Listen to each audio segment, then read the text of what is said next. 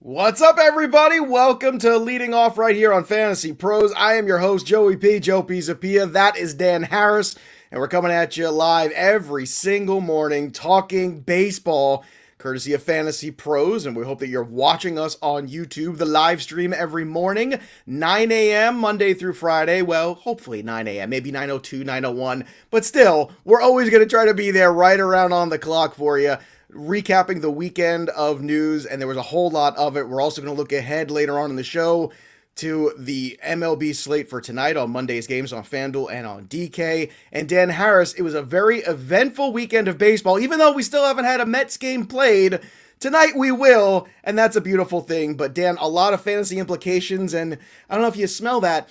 It smells like April, and we're overrating 3 games. How about you? Yeah, it's so difficult to be patient. Even someone like me who does this for a living, one of my leagues, and everybody has the one league that's the most important league. In my most important league, I'm still basically waiting for my team to get its first hit. And I'm like, what should I do? No, don't everybody be patient. It's okay. But it's real tough to remain patient. But for me, and maybe for you, my real opening day finally, because the Mets are going to play. So I'm excited about today. I'm excited to break down this weekend. Let's do it. Let's do it. And of course, our Shohei Ohtani Spite store opened up last night. And I think the reviews were pretty good on Yelp. I'm just saying.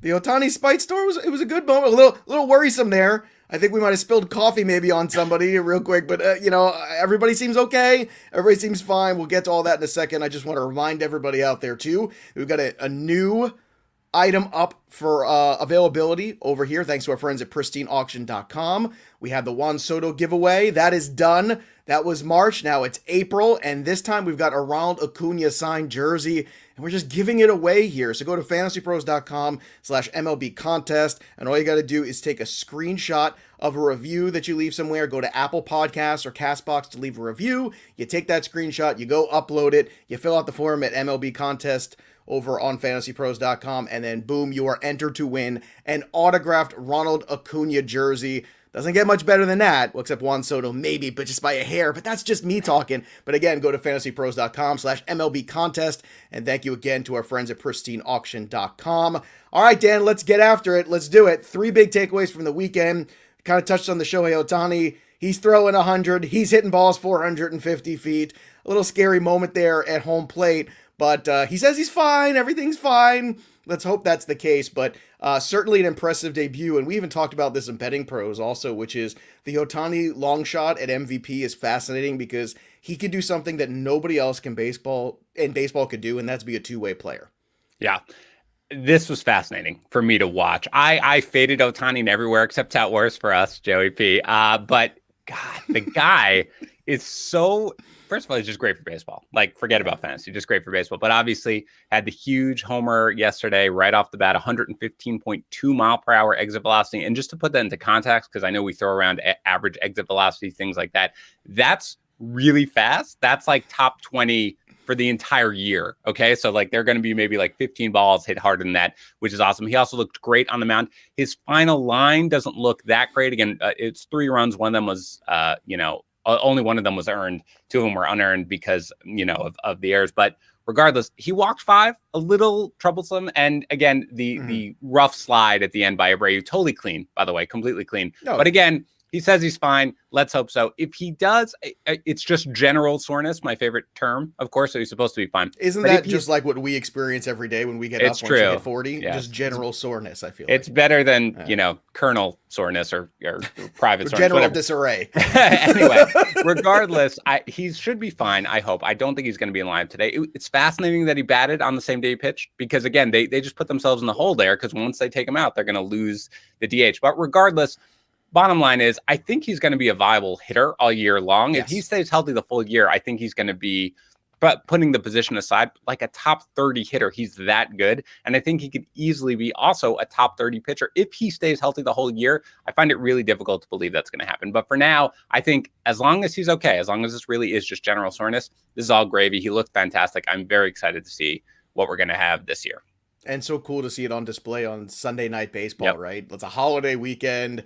Sunday Night Baseball, and you're just thinking, wow, this is this is amazing. You're seeing history basically in this sense Yep. potentially this year. And you're absolutely right. And this has always been my terror also of Otani is, when he has the pitching injury, then it takes him away from the offense. And they need him so much in both spots that I get it. This is the fork in the road though. I think this is it. You've either figured out how to make this all work if you're the Angels this year, or the experiment is scrapped and it's over. And you just tell the kid to hit after this. And I think I said it to you, but I don't I can't remember if it was a conversation with you or Matt Stryker about making Otani possibly a closer. Yes. And was it you? It was you, right? And yes, we're talking about that concept, and I'm trying to like go back and forth and say, well, what's the harm in that? Especially last night when you see him still DHing and coming in and being the closer, and that would be a fascinating, just one inning, come in and throw 101. You can manage when you use him. It's always a clean inning. You get him in and out. Interesting concept. I think he's going to try to be a starter. Obviously, that's where things are going. Let's also talk about the weekend's pitchers, too. We had some big performances from Zach Wheeler on Saturday, from Corbin Burns and Barrios. Barrios had 12 Ks. Burns looked terrific. He had a no-hitter going for a while. He was my dark horse guy for Cy Young, and I don't know if he's got enough innings in that tank. I really don't. It's more of a fun thing to say than to be realistic about it. But damn, Barrios with that new delivery he's working on where he's a little quicker seems to be really working out, at least so far, in one start in Major League Baseball this year in actual games that count. And then Burns and Wheeler, I mean, everybody looks super sharp. But Dan, at this time of year in April, isn't always the pitching ahead of the hitting. And I think that's something we always have to kind of dial back expectations just a tad. So I think it depends because, again, you have seen a lot of stud pitchers get hit pretty hard early on. And a lot of that is the cold, which obviously didn't, have the exact same factor in Milwaukee because they could basically go indoors and everything like that. But for the most part, look, especially maybe it's confirmation bias, but Barrios and Burns, I'm definitely buying in. Wheeler, I'm a little bit like we saw him with the Mets, right? Sure. Wheeler is absolutely capable of this. It is good to see him strike out 10, right? Because that was the big thing with him last year is that he looked really good, but the strikeout rate was essentially gone. And so to see him strike out, again, the Braves did not look good in this series. They'll be fine, but, so maybe striking out 10 isn't that an accomplishment. But I did like him a lot. But Burns and Barrios, the thing with Burns is last year, as much as it was a small sample size, it was really about the change in pitch mix. He stopped throwing that four-seam fastball like 50% of the time, and instead he went to his cutter and his sinker, works better with his natural movement. That's exactly what he did in this first start. Sinker and cutter 65% of the time. That's basically what he did the previous year. So for me, totally buying into that. I love it. I love what I saw, as I did with Barrios. The big thing with him, 18 swinging strikes, 19 called strikes, a huge number for the guy. And again, his fastball averaged 95.3 miles per hour. Now, there's some talk that maybe the gun was a little hot, over there in Milwaukee. But regardless, he only had 2 starts in his career where he averaged more than that. So again, he's just turning 27. So this is a breakout that could actually happen. So I have moved Barrios and Burns a little bit up. I was pretty high on them coming in. Wheeler, more wait and see, but very encouraging to see from his first start. And it's also the Braves, which is a team that last year struck out a ton. This is why I'm worried about them when they get into the playoffs. Creating runs can be a hard thing for the Braves sometimes because they don't make a lot of contact. And you saw that all weekend. You saw it last year. They had a very high strikeout rate as a team last year. And when they're hitting home runs, it's great. When they're not, it's a bit of a problem. And it always kind of creeps up with them in the worst spot. Also, some closer situations. Maybe we're getting a little bit more confidence in some. We saw Rodriguez for the Pirates get his save. We saw yesterday Neris get another save there, so he's starting to look like the guy there and comfortable in that role. Any other closer situations in your mind that you feel a little bit more, I don't want to say secure, because that's a dangerous word, let's say have a little bit more clarity on? Is that a better way of putting it? Is that I more like delicate? I like it. I don't feel secure. I don't feel secure about anything in life, let alone closer situations. But I think we now can feel pretty confident that Mark Melancon is the guy in San Diego, which is kind of what I expected, although all the rumors, about Pagan, but it does look like it's going to be Melancon. The big one is Merriweather, right? In Toronto, everybody was sort of waiting and they thought they knew exactly what was going to happen. And then, Romano comes in, he doesn't get the save in the first time, though he pitched in the 9th. Then he comes in on Sunday and he pitches in the 8th. Now that's the heart of the order. So some people are like, well, he might just be the heart of the order guy, which is going to be the 9th inning plenty of times. But Joe, we're in all these, if you're in an NFBC league, if you're in TGFBI or any of these other leagues, the main events, you saw Merriweather go for you're talking 25, 30% of people's budgets. And these are people who know what they're doing. So they're buying in.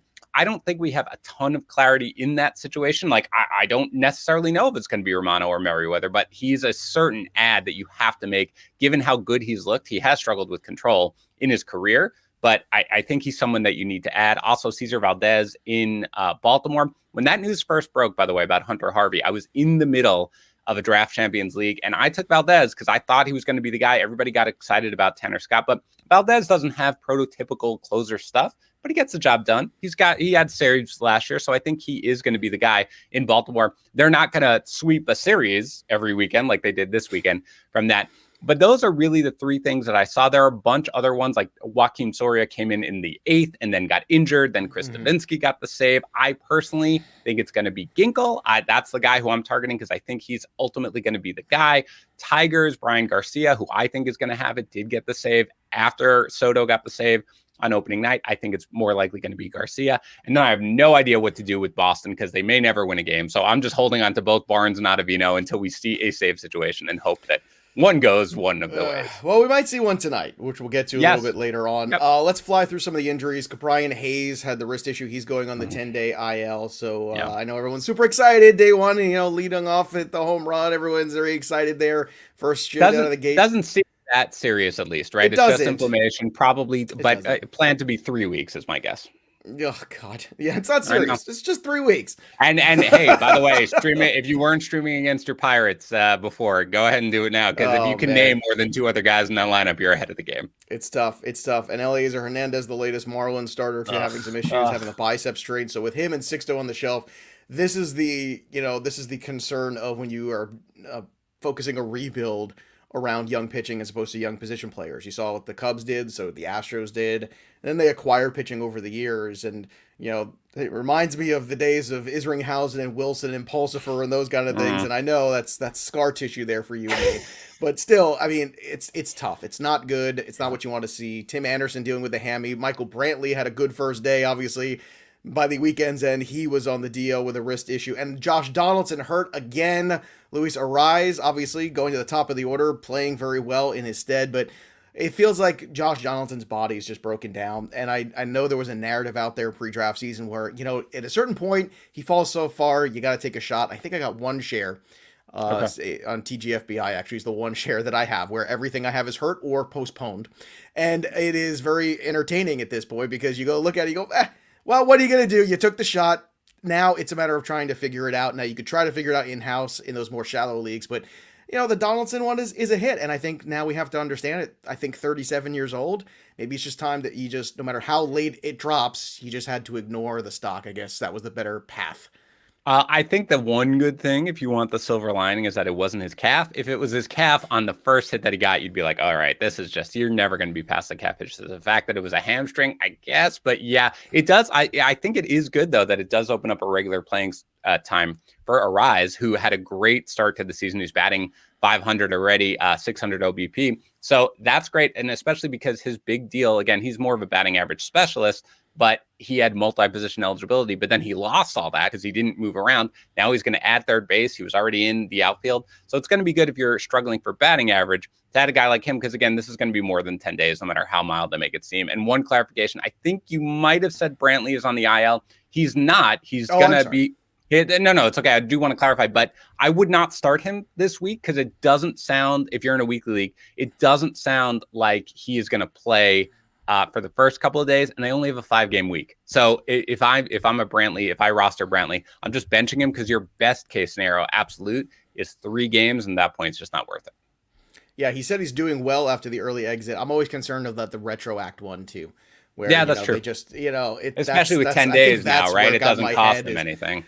Exactly. Yeah. So I think that's what I saw in my head about the possibility of retroacting him anyway. But we'll see what happens with all of that. Keep a close eye on that, obviously, if you have him. Buxton left the game yesterday, too, who's had a really good start to the season. Yep. Danny Boy's, big breakout candidate. And now he left the game because of illness, but they said it was not a COVID illness. And they were very clear about that on the broadcast, which I thought kind of stood No, you out. have to be though. You have to be. You have to be. Yeah. So, well, I mean, for me, honestly, and kudos to our news desk because I get notifications on all my players. So when it comes across that Buxton had first left the game, there was no explanation, and I'm at an Easter celebration. I'm like, what is happening right now? I'm waiting for the follow up, but thankfully, Justin Ellis should be fine. But yeah, he's off to a hot start. Let's stay healthy. Let's see what he can do.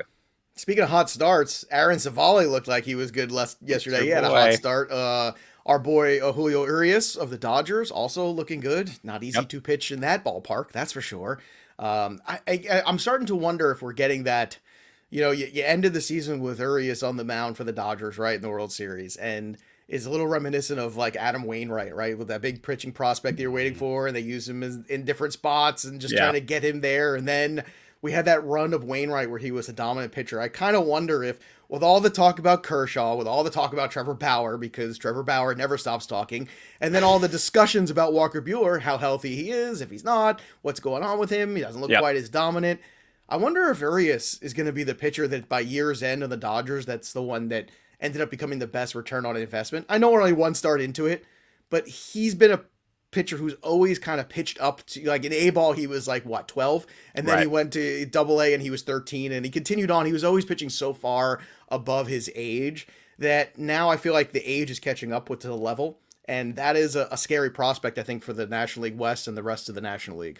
Yeah, I'm pretty intrigued by this. Again, it's one start. You don't go crazy, but in Coors, if you can do well ever in Coors, it automatically piques your interest. The big thing for him, again, is that the strikeout rate is so much lower when he's a starter than when he's a reliever. And again, he struck out 6 rather than, in 7 innings. That's totally fine. But I am very intrigued. We know his innings are going to be capped because they're going to move around everything. But with Gonsolin now on the IL and Price kind of sitting there in the bullpen, he's going to get a run here at the very least for a while. So yeah, I moved him up my board. I didn't really move Savali that far up. I mean, it was interesting. He was good. He gave up 3 runs against the Tigers. His velocity wasn't exactly there. So I want to see more, but kudos to you guys and Alex Fast. You guys were in on Savali. So, I'm interested to see where it goes, but I'm not exactly moving him up just yet. No victory laps on April 5th. Correct. Nobody's taking victory laps. Nobody should. It's craziness, but it's good to see, for guys like Barrios, I think it's great to get off to a good start. Really is. Want to see confidence. Buxton's another guy. Good, good for these guys in particular to get off to good starts, set the right tone, and you hope that eventually when there is adversity, and inevitably there will be, they'll be able to deal with it a little better because they had the confidence kind of built up a little bit for once, as opposed to always feeling like they're chasing their tail, basically. And I do think that there are, as much as it's been a few games, there are a couple of things that you can look at that gives you confidence. The fact that Barrios had such a high velocity is great. The fact that Burns was using the same pitch mix that made him so successful from last year. Those are the types of things I really like to see. That gives me confidence. Even in a 1-start stretch, gives me confidence that I can, put him out there every single start, every single week, and probably have a good result. All right, how about some hitting takeaways, Dan? What did you see this weekend that was kind of piqued your interest? Yeah, there were a few things that stuck out. I think Joey Gallo looks great. There was a lot of buzz on him in the spring. The big thing that sticks out, again, it's Kansas City. It's not the toughest pitching staff. 5 walks, 2 strikeouts. It's very early. He's batting 500. Looks great. But that is something I really like to see. Gavin Lux started every single game since we've started, including at shortstop when Corey Seager got the day off. He's off to a nice start, 375 average with a steal. Huge value in drafts if he does get the start. Nick Castellanos off to the monstrous start and getting the whole team. I can't believe Amir Garrett didn't, punch somebody in the face during that brawl over the weekend. But kudos. The brawl. I know. I hate the posturing of fighing in Major League Baseball. If you want to hit somebody, hit somebody. Yeah, I get it. Growing up in the 80s and 90s, like everybody, I remember the 93 Phillies getting in fights in 92, and I remember, I remember the 86 and 87 Mets just getting into a fight every other night. And just if you want to hit somebody, just don't posture. Yeah. You take a couple days off. I don't like the posturing. Although I like the intensity level from Castellanos. I like that, him popping up and he's hulking up or whatever he's doing. Flexing, he's like, flexing, man. Yeah, whatever. This is what baseball misses a little bit. It misses intensity. We can have organized end zone dances with choreography in the NFL, but if somebody wants to celebrate over another guy, and I guess that would get a flag if you celebrate over the other guy, so I guess it's not apples and oranges or whatever, but still, A little drama is okay. A little intensity is okay. Let's dust it off. Enough with the unwritten rules. Let's talk a little buy or sell with some of these guys too. Michael Taylor, after a good start. Are you buying the Michael Taylor start for the Royals? I am. It's weird. I am. I was intrigued in the preseason. I feel like we never talked about him in the spring, but yeah, I'm pretty excited. 462 average, 1,000 slugging, 2 home runs, 1 strikeout. That's what I like to see. There was a swing change in the offseason. And again, at a time when stolen bases are at a premium, I think he's a guy who can easily go 2020. So I am going to buy Michael Taylor. I think he needs to be added pretty much everywhere. Michael Taylor, for me, is a player that just kind of victim of circumstance. When you have Robles and you have Soto, and it's just, he's getting squeezed. And it wasn't that Taylor was a useless player. He just didn't have the same upside as some of these others. And, kind of like Michael Franco previously. Sometimes you give a guy a new breath of life, and all of a sudden you might get some decent at-bats or a good stretch out of him, and we'll see if he can keep it up. I am in on the Nate Lowe resurgence here. That was terrible in the spring. He was awful in the spring, but once again, this is why spring means nothing. If he's got every day at-bats, you give him a shot. The power's for real with this kid. Let's see how it continues to go. David Dahl also on that same team, but we'd be remiss if we didn't discuss Yermin Mercedes, who 5,000 hits in a row. I think he's up to whatever it was. But look, he's a journeyman, like 28-year-old guy. So I guess here's the question: do you buy the hot hand and just, do you think people just went crazy in Fab and are going to regret it, trying to chase what happened over the weekend? Yes. I do. Right. I mean, I only have room for one guy who's built like a bowling ball on my fantasy team, and it's Alejandro Kirk. It's Alejandro Kirk. So that's it. I have a one bowling ball, guy on my team. Now, look, first of all, what's weird is I didn't realize, I didn't know who Mercedes was. I'm going to be completely honest with the audience. I had no idea who he was before this weekend, before he got started. So I looked into his minor league track record. It's actually pretty strong, surprisingly. I mean, I guess he didn't get a run because he doesn't really have a position or anything like that. Right. If he's catcher eligible in your league, then I would be fine to take a shot on him. But he's DH only in most of these leagues. In that case, no. I mean, he can hit. He's okay, but I don't think he has the combination of power and average that you're really going to need to play a utility player. So if you spend a lot of fab on him, I think it's probably a waste. So I'm not going there. But, fun story at least to watch this early. Fun story, guys. It's toughy roads. We have these great stories in the past of these things that happen in April or on opening day, and they become lore. And I remember it was a Kaz Matsui going yard opening day, and us going, he's gonna be the real deal. Look at us. We got the next Ichiro. Not so much. Not so much. Nope. All right, let's look at tonight's slate. There's 7 games on the main slate tonight in DFS, and it's kind of DeGrom or the field tonight. DeGrom is 11K over on the FanDuel side if you want to go with the single pitcher site, and if you're going to go for the 2 pitcher site, he is 10.7 there. Now, there's nothing wrong. We always talk about the good chalk, right? What's the good chalk? What does it look like? DeGrom is the cash arm guy. I mean, without a doubt, it's very hard. It's going to be best DeGrom wins probably in cash. Now, there will be some people who try to do the outliers, and there's a couple names to discuss on here as well as we go through. Because we like DeGrom, obviously it's very tough to go in on the Phillies, who have been pretty good so far. Yeah. If you want to go Oppo, that's fine and interesting. In this same matchup, we have Matt Moore tonight, who, Dan, with the lefty on the mound, do you fade, in your opinion, the Smiths and McNeils and Confortos of the world, and even Brandon Nimmo, because, they haven't played yet, and this is their first shot out of the gate. They're getting a lefty. So what are your thoughts here on the Mets? Yeah, I'm not all that excited to play any Mets. Maybe JD Davis again, but he's priced, he's priced like he's going to crush a lefty a little bit there. But yeah, I might play Davis. Only 2.4 on FanDuel. That's true. On yes, exactly. He's, I believe, 4.4 on DK. So look, it depends, but really Davis is a guy who I might be interested in. But yeah, it's a little bit other than DeGrom, who is just the auto play in cash, no matter what. Like, find a way to build your lineup around him.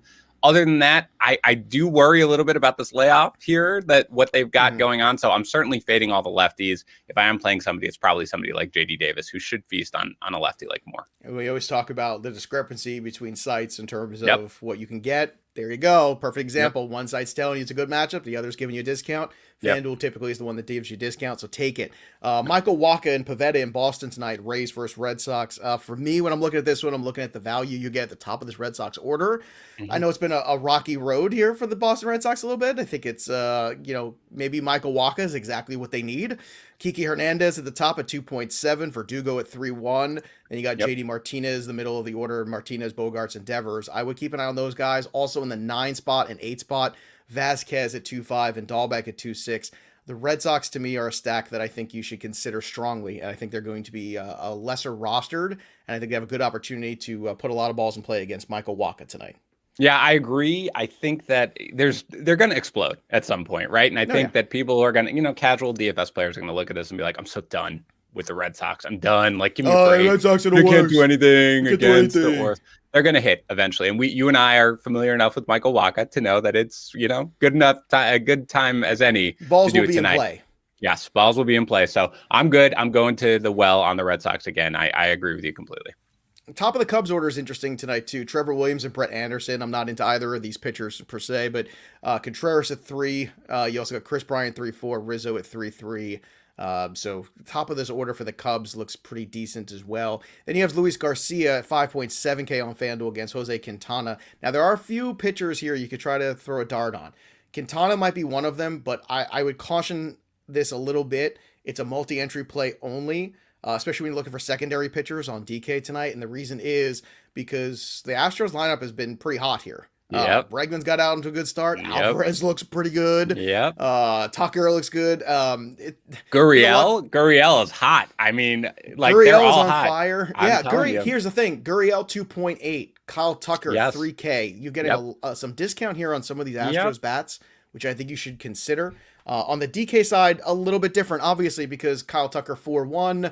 Again, the structure is different, but still, he's closer to the top tier, I should say. But I would just caution this. Quintana was good in the spring. Let's see it in reality. Let's see it against the Astros before we invest in it. That's my feeling. Dan, how do you feel? No, I agree. I mean, I might go with a guy like Gurriel or something like that, but I agree, especially like I'm not starting lefties. I'm not investing in Quintana at all, because I'm just not going there. I do want to very briefly mention a hat tip to a couple of my guys who like to send me some DFS stats as well. In the Brewers game, which we didn't talk about, where we're going against Trevor Williams, Keston here, I know batter versus pitcher, especially in small sample sizes, doesn't matter that much. Sure. But Keston here is 4-for-7 with 3 home runs against Trevor Williams, so he has a nice history there. And Colt Wong is batting 389 as well against him. So if you're looking for guys that might have a little bit of an edge there against Williams, I might consider those guys. But in terms of Quintana, I am intrigued from a season-long perspective. I've always loved Quintana, but for this one, I'm not going near him, even as a secondary arm, and not against the Astros right now. I'm just not touching that. And Wong is cost-effective on FanDuel and on DK alike. So check that out. Make sure you circle that. My favorite Oppo play tonight is actually Frankie Montas. He's just 6-7 over on FanDuel. So if you want to fade DeGrom, it's against the Dodgers. So automatically people just throw their hands up and just ignore it sometimes. But there's room to make money here. It is not a single entry play. There's a good chance also that tonight's winning lineup for any tournament is still going to have DeGrom in it. So we're going to talk about some of those lineup builder kind of guys. But the one thing that I wanted to actually, I'm going to go back to that Houston game in one moment, but I want to talk about Montas just for a second here because there's opportunity against Dustin May because I don't know how long Dustin May is going to pitch in this game. So you're going to be into the bullpen earlier, and that's why I give Montas a shot here and a puncher's chance because there's going to be low rostership. And on top of which, there's upside with the pitcher, and the opposing pitcher, I think, is going to be limited. 5 innings would be the max for Dustin May, even when things are going well. I could see him being out in the 4th inning here and getting into the bullpen. It's not the bullpen's terrible by any stretch. Nelson's looked really good at the bullpen, but still, I think there's opportunity here with Montas at the least. Keep an eye on Laureano, too. He was dealing with a little bit of an injury over the weekend. What are your thoughts then on Montas against the Dodgers? I'm going to take a wait and see, mainly because, again, we it's a cuticle. So you were like, whatever, a cuticle, but that can really affect a pitcher. And that's what he was dealing with towards the end of the spring, and especially against the Dodgers with, an offense behind him that's not hitting. I mean, they were embarrassed against the Astros here in this early season. So I don't know about the win potential necessarily. I want to see what happens here. There is another guy that I like. My guess is you're going to know who it is in a couple of games that we haven't talked about yet, who I like more as either a tournament play or the upside second arm. Well, come on, just jump ahead. Who is it? Everybody's no teasing. All right, we talked about the fact that, we don't want to go too heavy into spring, but Carlos Rodon really, really piqued my interest. Yeah, that's the guy. I mean, look, he had a very good spring. He looks like he added some velocity, added another pitch. I want to see where this goes because I felt like there was like a 3-year stretch where every year I was like, I think this is going to be Rodon's year, and then it never was. But I'm willing to check it out, especially against a team like the Mariners who are hitting fine, but not, a team that necessarily is worries you in any way. So Rodon is the guy who I'm going to play over Montas. Again, he's cheaper, at least on DK. So he's somebody who I want to check out more as my secondary arm. And if I'm taking a tournament flyer, I'm going to go with Rodon and see where that one goes before I go with Montas against the Dodgers. Yeah, and Seattle put up some runs early these last few games, but I'm with you on Rodon, especially at 6.7 on DK as a secondary arm tonight. I really like that play because you have to offset something for DeGrom's price of 10-7. So he's the perfect guy. And I agree. You also have upside here for the win because of the run support that they're going to offer you there. Looking at that lineup too, not a lot of cheap options there for the White Sox on DK. Right. The only guy who's still cheap is Mercedes. And I just want to point this out there, that baseball is a game of streaks. And if the guy's hot, you ride the hot streak. Sure. And I think you want to keep doing that. And on that point, I want to highlight a player that I think should have a lot of attention tonight, especially on FanDuel because of his price. Now, he is 3.9 on DK, which is decent. However, on FanDuel, much different story for Jared Walsh. He is just 2.2, hitting second in this order against Garcia tonight for the Astros. To me, you're looking for a lineup builder guy. We like to target these dudes and say, okay, who's a free square that has upside, that can return on that investment and go 3x value on a 2.2K salary? It's Jared Walsh. Also swinging a hot bat, went yard yesterday. I think you take the opportunity, you take your shot here, and this is another way that you can get DeGrom in the lineup, because I think that's what's intimidating. You see the price and you go, oh, I can't make this work. Well, Kike Hernandez is a one-hitter. Jared Walsh is a two-hitter. These are the kind of guys you can kind of filter in and kind of build up from there. And you can find your bigger bats in other spots. I think you can still make one or two big bats work, even with DeGrom tonight. I actually love that call. And again, if for no other reason than his swag on that homer that he hit.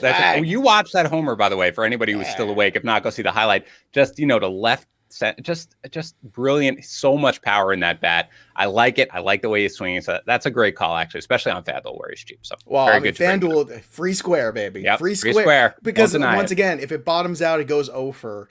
It costs you 2.2. Exactly. And to me, you have to find that linchpin. It's almost like the handcuff, right? You gotta find that guy that's going to bring down DeGrom's salary by $1,000, and that's the guy who does it. And there you go. That's how you do it. And I think when you start to unlock this code a little bit for people, and you start to show them a little bit more about lineup construction as opposed to just going, this is who's playing first base tonight, this is who's playing second base. Like, that doesn't help anybody. Let's find a couple guys. Let's target a couple of players and a couple stacks and a couple even cheaper options. Talked about how much I like the Red Sox tonight and against Waka. You don't have to go to the middle of that order. Go to the bottom. Go to Vasquez, Dahlbeck, and then swing it around to Kiki and swing it around to Verdugo. You've got a piece of that lineup now, and if they go for 10 runs, you're going to benefit from that somewhere in there. And Vasquez is another guy, underrated. People don't always want to use a catcher, but sometimes it's a good look once in a while. Yep. All right, last game on the slate. It's a late game again as well. It's a San Francisco Giants. Desclafani against Adrian Morjan, 8.1 for him, 7K for Desclafani. Look, the Padres should always be in play. The better bats are going to be expensive as per usual. We talked about Cronenworth being a bit of a value. On DK, he is at 3.4. Over on FanDuel, he is just 2.9. Another guy under 3K to keep an eye on, hitting towards the top of the order where run productivity is usually better. Anything else from this particular game you want to point out? Not really, other than I'll probably continue to try to start Wilmer Flores against lefties when I can, when he's not cost prohibitive, but really not a huge takeaway from this game. I doubt I'll be heavily invested in it one way or another. All right, there you have it. So Dan, before we kind of close up shop today, any final thoughts that you'd like to share with everybody? Any other things exciting to you so far in the first few days of baseball? It's been awesome. It's been awesome to watch. Look, personal level, I'm not going to lie. From a baseball standpoint, from a personal standpoint, from a fantasy standpoint, give me a Jacob deGrom game tonight. Let there be good weather. Let there just be a game. Let me just watch the best pitcher in baseball pitch, and then we'll all be happy, and he'll be in every one of my cash lineups anyway. So let's mix business with pleasure. I felt like that meme of that tall guy poking the thing with the stick, where I'm like poking the Mets, like, come on, do something. Everyone else is getting to play. Let's go. I want to watch my team play. I mean, it was just like a whole weekend of I mean, what a tremendous letdown, right? You're starting the season, you're so excited, and you can't watch any baseball this weekend. You can only watch everyone else's team. I do hope that it does sound like the Nationals, they're not playing today. Their game was postponed, but Right. it does sound like they're finally going to play tomorrow. But if you have, it sounds like Schwarber is a guy who's going to be probably out because of the COVID protocols. There may be others. So monitor the Nats situation on a season-long perspective to just see who you're going to be able to start and who you're not this week. Good call. See, always leaving with a tidbit of wisdom. Course. That's what I love about you. You can follow him on Twitter at DanHarris80. You can follow me at JoePisapia17. We'll be back again 9 a.m. Eastern tomorrow for more leading off. We'll recap the night that was and look ahead to the day that's coming in Major League Baseball. And please subscribe to the Fantasy Pros podcast wherever you get your podcasts. Also, don't forget, you can win that Ronald Acuna autographed jersey. Thanks to our friends at pristineauction.com. Just go to www.fantasypros.com/MLB contest to get involved. It's very simple to do that. And don't forget to subscribe to our YouTube channel where you can watch this glorious program live or on demand over and over and over again because you just can't get enough of us. Fantasy Pros MLB. We have our own channel because it's better to keep Dan and myself on the alternate site, as we like to say. Very true. That'll do it for us, but the story of the game goes on. For Dan Harris, I'm Joe Pisapia. We'll see you next time, kids.